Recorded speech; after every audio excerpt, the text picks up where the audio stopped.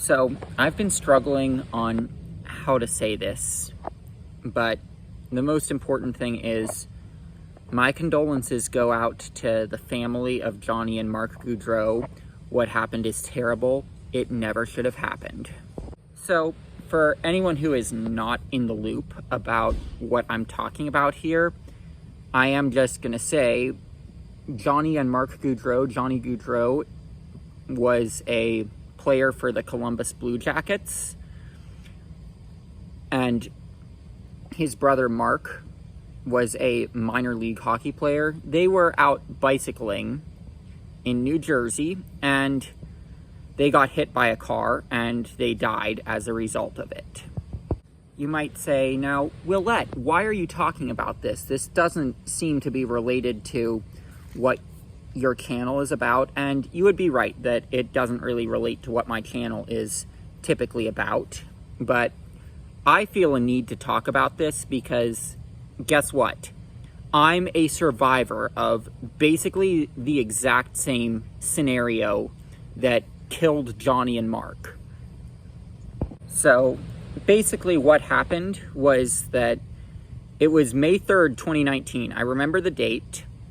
I was not the smartest college student in that I was biking on rural highways at night. But anyway, that's something that I did on that day. When I was doing it, I actually did the most treacherous part where you had all those giant hills, you had a narrow road.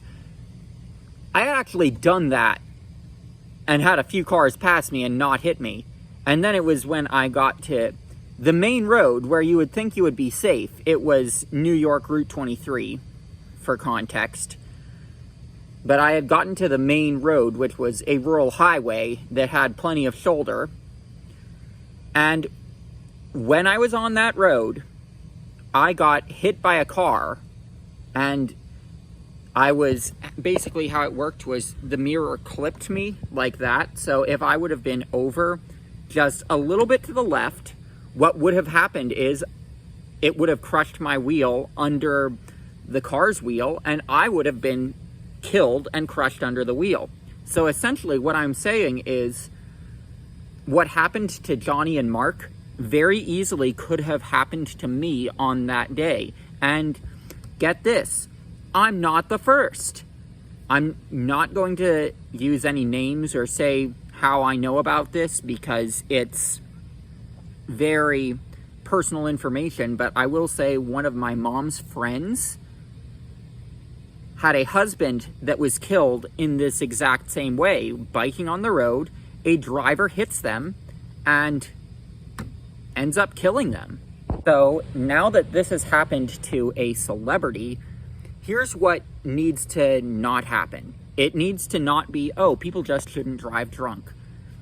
Yeah, people shouldn't drive drunk. No shit. People shouldn't drive drunk. But how are we going to make it so that bikers and pedestrians are actually safe? That's a discussion that needs to be had out of this because, as I mentioned, I'm a survivor of this type of incident. I know people who have died in incidents like this.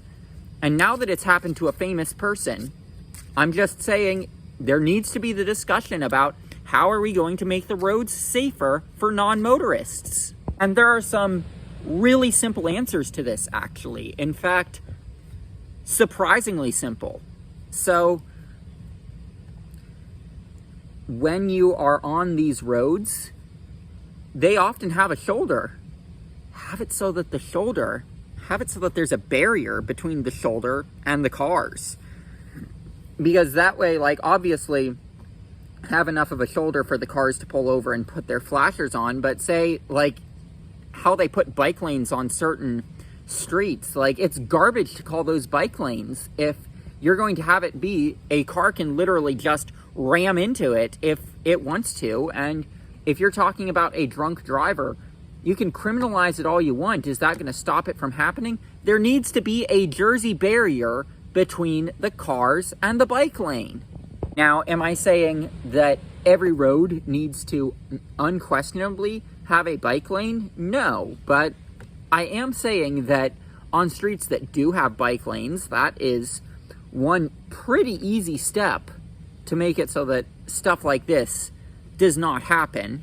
And I mean, from my personal experience, something I can say is they could take a hit and run more seriously, because, like, I mean, it was not too far from Oneonta, which the car was headed to, and they could have pretty easily asked businesses, including a business that was right there that I pointed out that the car stopped and then punched it, including a business that was right there. Those businesses definitely have cameras, so using resources like that to actually enforce that a biker that hit a driver that hits and runs a bike faces justice for it, that's definitely one thing to be a deterrent. It's not going to be a foolproof solution.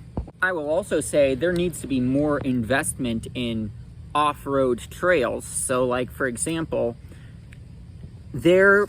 actually, for my personal story, there is an abandoned railroad right-of-way that parallels New York Route 23, actually.